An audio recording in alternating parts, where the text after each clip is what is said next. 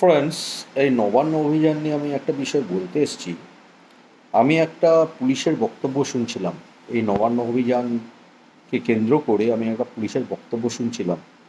বলছে, আমি অনেকেই শুনলাম, আমি তার মধ্যে একটা বিষয় আমি পুলিশের সাথে একমত।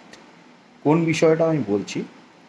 পুলিশ একটা কথা বলছিল যে সাধারণ মানুষের আন্দোলনকে কাজে লাগিয়ে এই আন্দোলনের মধ্যে জঙ্গি হামলা হতে পারে, দুষ্কৃতীরা হামলা করতে পারে, এটা একদম সত্যি। আর এই হামলাটা করাবে তৃণমূলই এই জঙ্গিদের পাঠিয়ে দেবে হামলা করার জন্য। ঠিক আছে? সাধারণ মানুষের ক্ষতি করবে।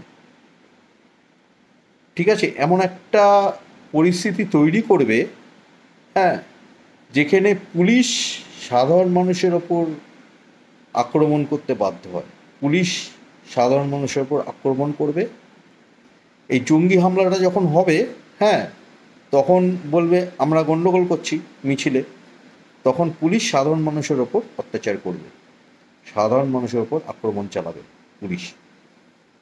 এই জঙ্গিদের পাঠাবে তৃণমূল। ঠিক আছে?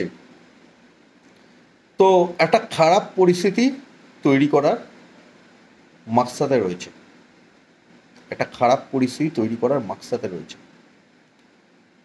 এই রাজ্যটাকে জঙ্গি রাজ্য বানানোর টার্গেটে রয়েছে, থাকতে পারে, ওদের প্ল্যান থাকতে পারে। তাই আমি একটা কথা বলবো যে এই বিষয়টা তো মানে এরমটা হতে পারে, তা বলে কি আমরা পিছিয়ে যাব? আমরা কি ভয় পেয়ে যাব? মোটেও না।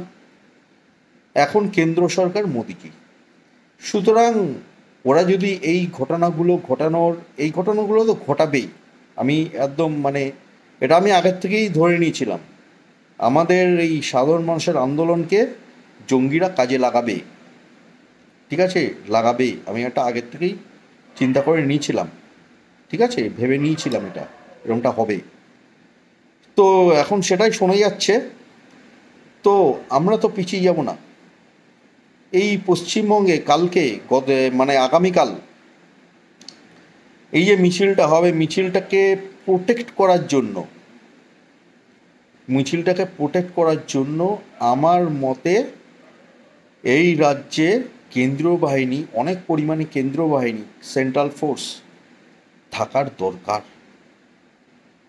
ঠিক আছে, কোনো রকম যাতে খারাপ পরিস্থিতি তৈরি না হয়, জঙ্গিরা যাতে কোনো রকমভাবে অশান্তি পাকাতে না পারে, যাতে কোনো রকমভাবে খারাপ পরিস্থিতি তৈরি না হয়, তার জন্য আমার মতে সেন্ট্রাল ফোর্স থাকার দরকার।